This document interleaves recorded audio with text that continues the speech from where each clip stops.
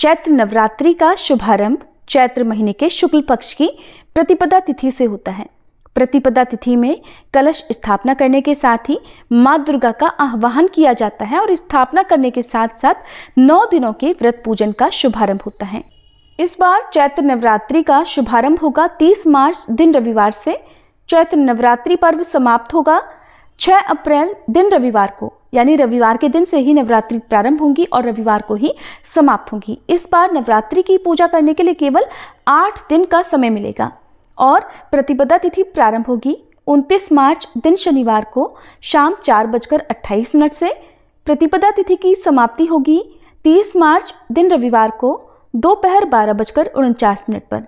क्योंकि कलश की स्थापना प्रतिपदा तिथि में उदया तिथि के अनुसार की जाती है और उदया तिथि 30 मार्च रविवार को ही प्राप्त होगी, इसलिए कलश की स्थापना और मां शैलपुत्री की पूजा 30 मार्च दिन रविवार को ही की जाएगी।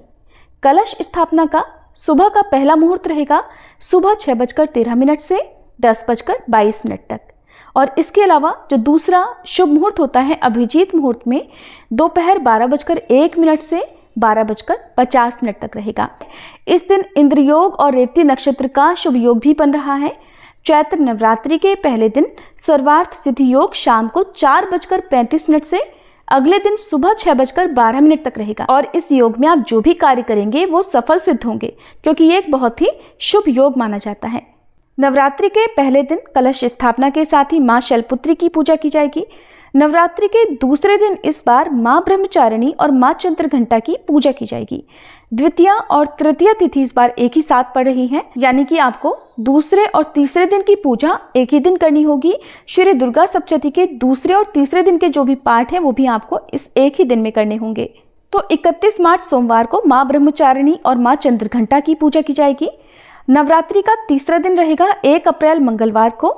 इस दिन मां कूष्मांडा की पूजा की जाएगी। चैत्र नवरात्रि का चौथा दिन रहेगा 2 अप्रैल बुधवार को, जिस दिन मां स्कंद माता की पूजा की जाएगी। नवरात्रि का 5वां दिन रहेगा 3 अप्रैल गुरुवार को। इस दिन मां कात्यायनी की पूजा की जाएगी। नवरात्रि का 6ठा दिन रहेगा 4 अप्रैल शुक्रवार को, जिस दिन महासप्तमी रहेगी और मां कालरात्रि की पूजा की जाएगी। 7वां दिन रहेगा 5 अप्रैल दिन शनिवार को, जिस दिन दुर्गा अष्टमी मां महागौरी की पूजा की जाएगी और कन्या पूजन भी किया जाएगा। चैत्र नवरात्रि का 8वां दिन रहेगा 6 अप्रैल दिन रविवार को, जिस दिन महानवमी की पूजा और कन्या पूजन किया जाएगा। नवरात्रि व्रत का समापन इस दिन हो जाएगा और चैत्र नवरात्रि का 9वां दिन रहेगा 7 अप्रैल दिन सोमवार को, जिस दिन नवरात्रि व्रत का पारणा और कलश विसर्जन किया जाता है। इस बार दुर्गा अष्टमी यानी अष्टमी तिथि 5 अप्रैल दिन शनिवार को और रामनवमी यानी दुर्गा नवमी की तिथि 6 अप्रैल दिन रविवार को रहेगी।